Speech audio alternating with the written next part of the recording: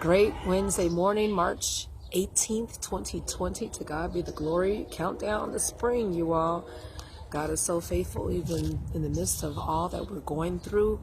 We're praying for that family of the young lady who lost her life. The first death from Chicago or in the Illinois area for the coronavirus. A young lady, 61 years old. They say she had underlying conditions, but this is a time really for us to take stock in what is going on in our life, right? This is really what it means to number our days and apply our heart to wisdom, really to think about how are we spending our time. Some of us are quarantined, some of us are in a forced sabbatical, as I call it, sanitizing, sanctifying, rest, and so that we can strengthen our families. Something that I did with a friend some time ago, we asked each other this question: what would you do differently if you knew that this was your last month, your last week, last day of life? We went down. And today the Lord had me write down, and I encourage you to jot down things that you will want to do from the last month, week, and day. Mine is spending time in worship. 2, devotion, spending time in nature outside. 3, 4, spending time with my son. Number 5, connecting with my family. 6, creating something with my fingers, whether it's a drawing, a painting, writing a song, or creating a new recipe.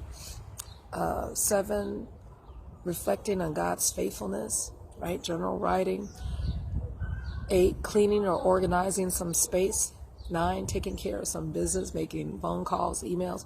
10, spending some time fasting and praying.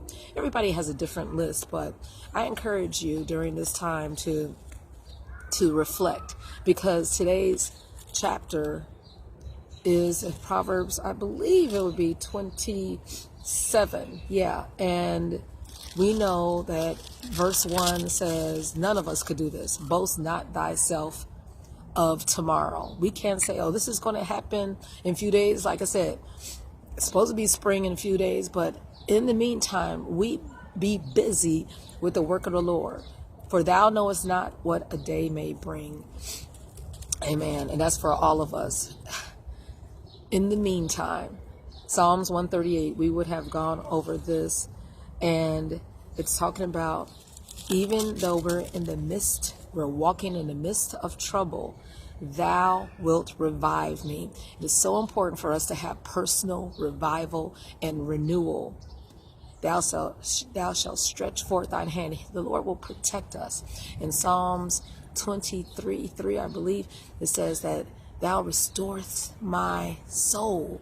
You want soul restoration for such a time as this. And then when you are refreshed and renewed and rejuvenated, then the Lord will lead you in his perfect path of righteousness. But we have to spend time with him, and we have to seek the Lord. I will love thee, O Lord, my strength. This is Psalms 18. Why? Because the Lord is my rock. He is your fortress. He is our deliverer, our God, our strength. In whom will we trust? Our buckler, our horn of our salvation, our high tower. You will call upon the Lord in our distress. We called upon the Lord and cried unto God, and he heard our voice. This is the time of prayer. This is the time to call upon our God. This is the time of praise and worship. Psalms 48, great is the Lord and greatly to be praised. And that last verse, his promise is, for this God is our God forever and ever, and he will be our guide even unto death. We are not afraid of death. We're not afraid of the tallies. Our task is to spread the gospel and his good news and his love to the generation following while we have time. Amen. So let's enjoy this day. Let's enjoy his promises, and let's write that list and do his work. Good day.